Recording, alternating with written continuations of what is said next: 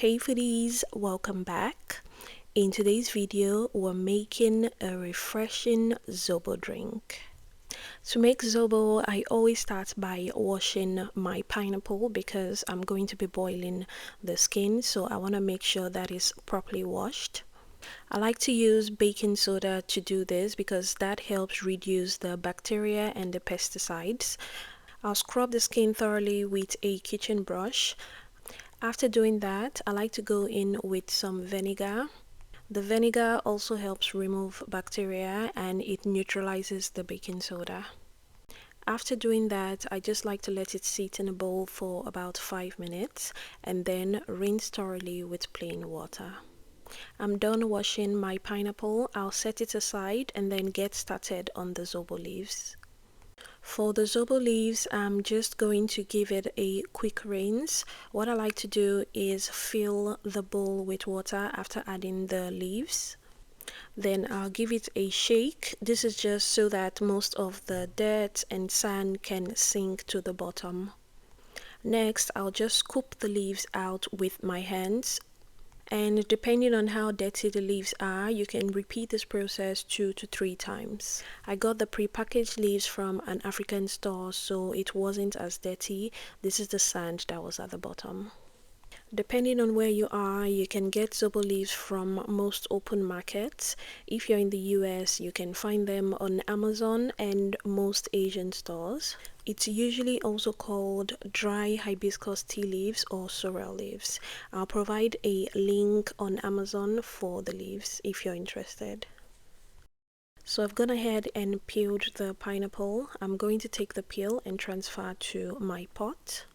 I'll add the rinsed Zobo leaves, a lot of water. You'll need about 8 to 10 cups of water depending on the quantity you're making.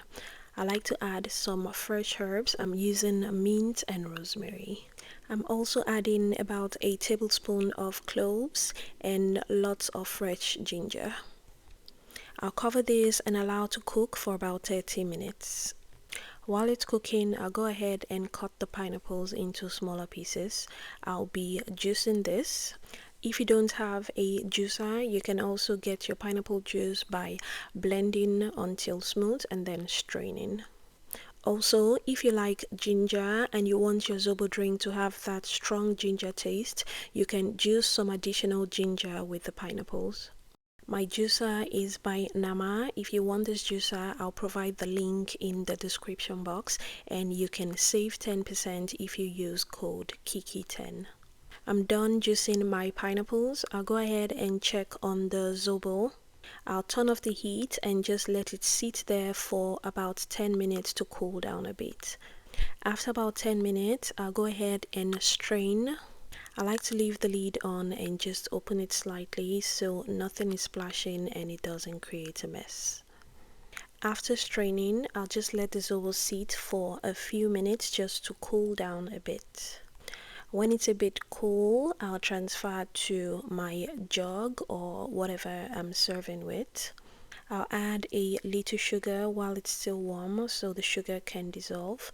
Give this a good mix. Then I'll add the pineapple juice. After adding the pineapple juice, you can taste and add more sugar if you prefer. I'll go ahead and add lots of ice to chill the drink, and then I like to add some fresh mint at the end to give it that fresh minty taste.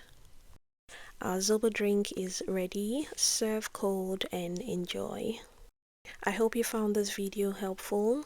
I have a detailed written recipe on my blog at kikifoodies.com.